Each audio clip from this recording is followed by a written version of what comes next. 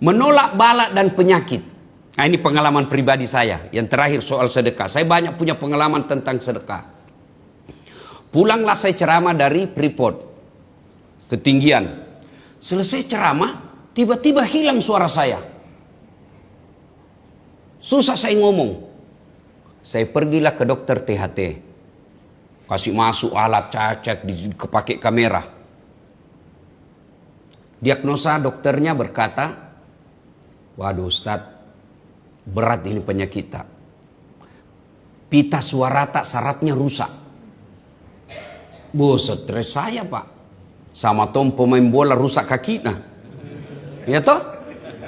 Kalau penceramah rusak tangannya Pak, Anda tidak jadi cemas. Penceramah rusak kakinya masih bisa ceramah. Tapi penceramah rusak pita suaranya, pacemi. Saya bilang sama anggotaku, Dek, kamu pergi cari orang yang bisa kita bantu. Kita sedekah. Temukanlah yang Bapak lihat di IG saya itu, ada di Tanjung, yang sempat viral di medsos Makassar. Ada ibu-ibu, sendiri dia tinggal, buta kasihan, dan rumahnya gubuk-gubuk. Saya bilang kita ke sana. Bawalah saya ke sana, bawakan sembako.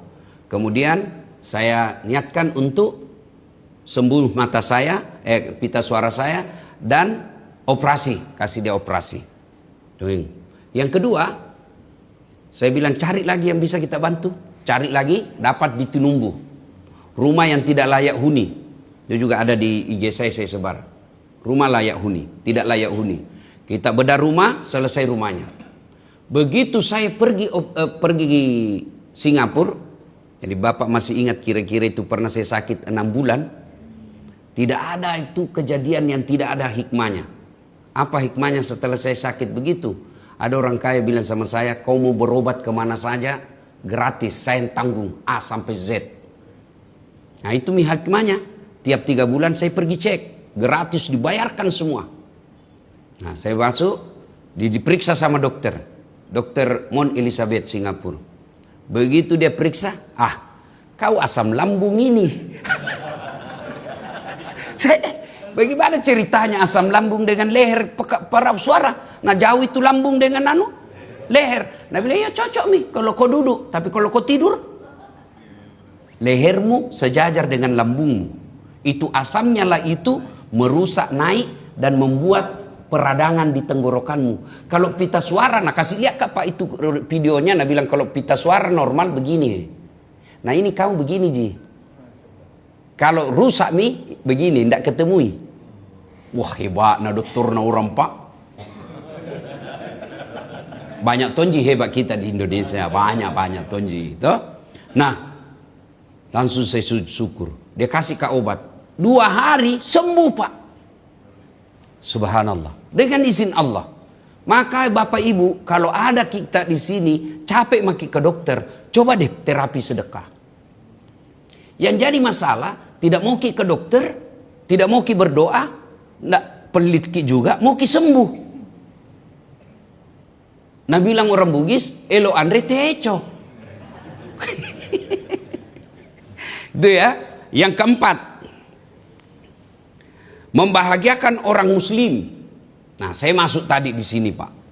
Begitu saya injak karpet, saya bilang sama Pak Aru. Pak Aru bahkan bisik saya, dia bilang, sudah cocok ini citra lendengan masjid seperti ini. Alhamdulillah. Dan saya yakin masjid cantik begini, kita enakan di dalam. Dan siapa yang bahagia? Orang muslim. Berarti orang yang bersedekah di sini, di masjid ini, membahagiakan orang yang datang berjamaah. Itulah kehebatan sedekah. Baru masjid. Belum lagi kita memberikan sedekah secara pribadi. Yang tadinya, Bapak kalau mau lihat hebatnya itu kekuatan sedekah, kasih orang Pak yang susah, dan begitu dia senyum Pak, hebatnya lebih bahagia orang yang bersedekah daripada orang yang menerima. Itulah kekuatan sedekah, membahagiakan orang muslim. Dan tidakkah Nabi mengatakan, siapa yang membahagiakan umatku, maka aku akan bersama dia di akhirat kelak. Nah, yang kelima, berkah harta, luas rezekinya. Berkah hartanya, luas rezekinya.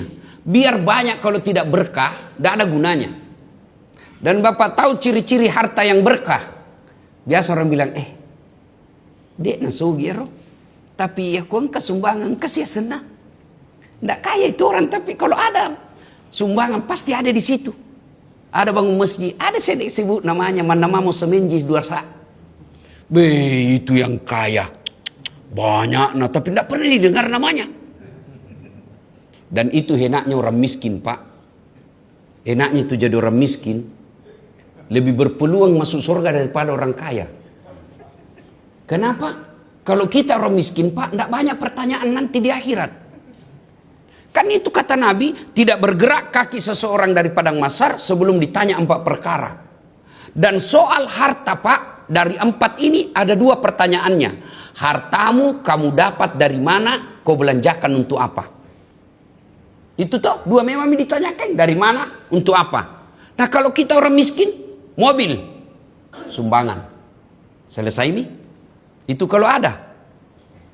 Kalau tidak ada, mobil, Grab. Selesai. Rumah, kontrak-kontrak. Gaji, 4 juta. Jopain gali lubang, tutup lubang. Selesai urusan, Pak.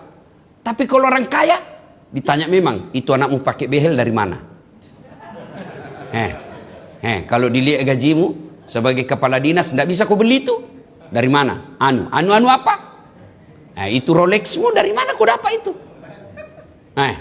Ditanya semua, pentil mobil ditanya semua, Pak. Meskipun masuk surga, tapi kan lama proses pertanyaannya, Pak. Masuknya ke surga, sama tong kalau nak panggil ke KPK, Pak. Diperiksa dari pagi sampai 10 malam, kan babak belur. Iya.